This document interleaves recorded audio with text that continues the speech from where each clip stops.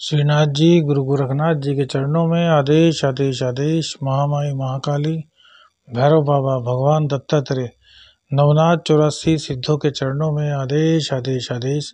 आप सभी को आदेश आदेश। अलख निरंजन। शनि शिंगणापुर की यात्रा पर गए थे, इसकी वीडियो आपने देखी। यदि आप पर भी शनि की 7.5 चल रही है, पनौती है, कंटक शनि है, ढैया है, तो आप भी एक बार महाराष्ट्र में स्थित शनि शिंगणापुर जाएं और शनि भगवान की जो शिला है उस पर अभिषेक करके आशीर्वाद प्राप्त करें। आपके जीवन में सफलता के मार्ग प्रशस्त होंगे। बात करते हैं अप्रैल महीने की कि अप्रैल महीने में कैसा रहने वाला है आपका भाग्यफल।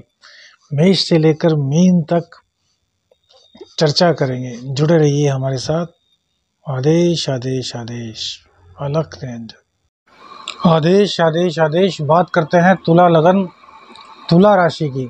तो अप्रैल माह कैसे रहने वाला है तुला लगन तुला राशि का, इसी पर चर्चा करेंगे। देखिए, तुला लगन में ही केतुदेव विराजमान है।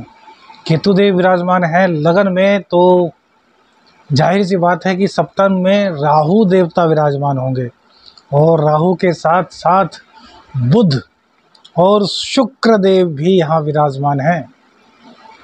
तो सबसे पहला तो जड़ योग सप्तम भाव में बन रहा है और इसी के साथ साथ राहु देवता शुक्र को भी ग्रसित कर रहे हैं, जिससे कि आपको संभालना बहुत आवश्यक है।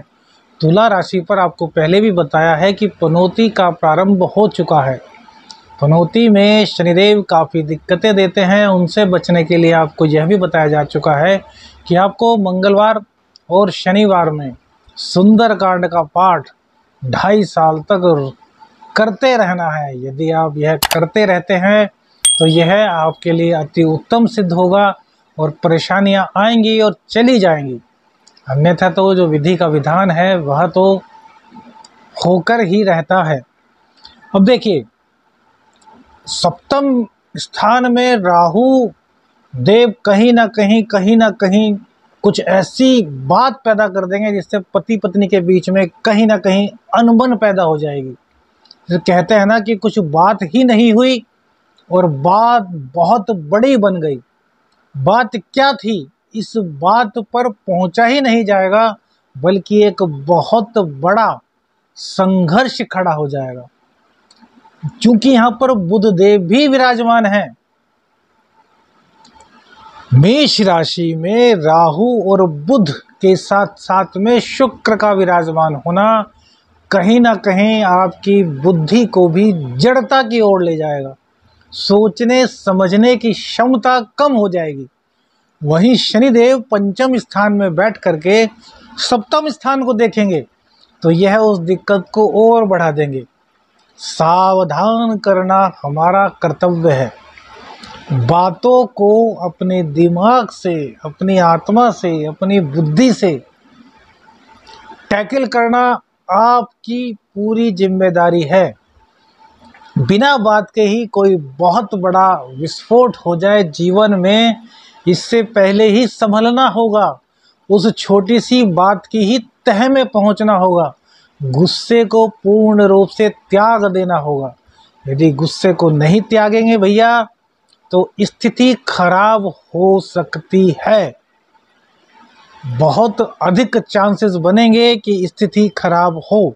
अब यही बात करें यदि नवम भाव की और 12वें भाव के स्वामी सप्तम में बैठेंगे तो यह कहीं ना कहीं विदेश से आपको आय की वृद्धि करा सकते हैं, भाग्य का साथ भी आपको दिला सकते हैं, बशर्ते कि राहु देवता के वर्चस्व को कम किया जाए। वर्चस्व कैसे कम होगा, तो इसके लिए आपको भैरव बाबा की शरण में रहना होगा। भैरव बाबा का बीज मंत्र भ्रम भ्रम भ्रम, उसका चलते फिरते उठते बैठते जाप अवश्य ही करना होगा।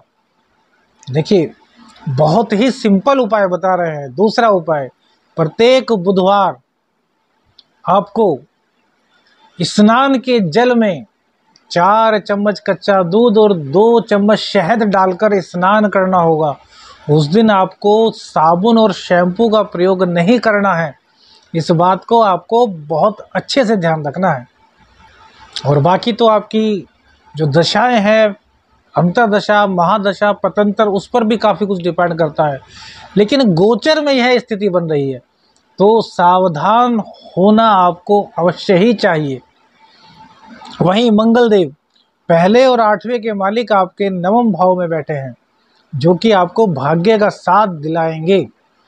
बस बुद्धि का प्रयोग करना है, गुस्सा नहीं होना है। धन की प्राप्ति भी मंगल देव यहाँ कराने के लिए पूर्ण रूप से बैठे हैं। दाम्पत्य का सुख भी मंगल देव दिलाएंगे यदि आप अपनी वाणी पर नियंत्रण रखेंगे। वाणी पर नियंत्रण ना रहा तो भैया जीवन में जो विस्फोट बताया है ना, उसकी संभावनाएं बढ़ जाएंगी। अप्रैल माह आपके लिए बहुत खास माह है, क्योंकि धनेश दूसरे स्थान के मालिक और सप्तमेश 7वें स्थान के मालिक आपके 9वें भाव में बैठ गए हैं, अर्थात भाग्य का पूर्ण रूप से आपको साथ मिलने वाला है। चंद्रदेव आपके 10वें स्थान में बैठ गए हैं। यहाँ बैठ करके चतुर्थ स्थान को देखेंगे, जिसके कि ये नैसर्गिक स्वामी हैं, सुख दिलाएंगे। घर में शांति का माहौल रहेगा। लेकिन वही बात, वाणी पर नियंत्रण, और कुछ बात होती है तो उसकी तह तक आपको अवश्य ही जाना होगा। सूर्य और गुरु 6ठे स्थान में बैठ जाएंगे। अब देखिए, यदि तुला लगन की बात कर रहे हैं तो 11वें भाव के स्वामी का 6ठे स्थान में बैठना अच्छा नहीं कहा जा सकता। लेकिन सूर्य को 6ठे और 8वें का दोष नहीं लगता, इसलिए सूर्य देव को रोजाना अर्घ प्रदान कीजिए, जिससे कि आपकी इनकम में दिक्कत ना आए। वहीं गुरुदेव अपनी राशि में बैठे हैं, आपके पराक्रम के स्वामी हैं, तो पराक्रम को किसी भी हालत में आपको कमजोर नहीं होने देना। पराक्रम कमजोर हुआ तो भैया फिर दिक्कतें बढ़ सकती हैं। इसलिए पराक्रम को किसी भी हालत में आपको कमजोर नहीं होने देना है।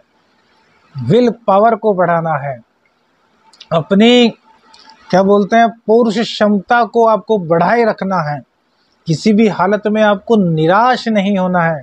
यदि आप स्त्री हैं तो और पुरुष हैं तो दोनों के लिए बात बता रहे हैं।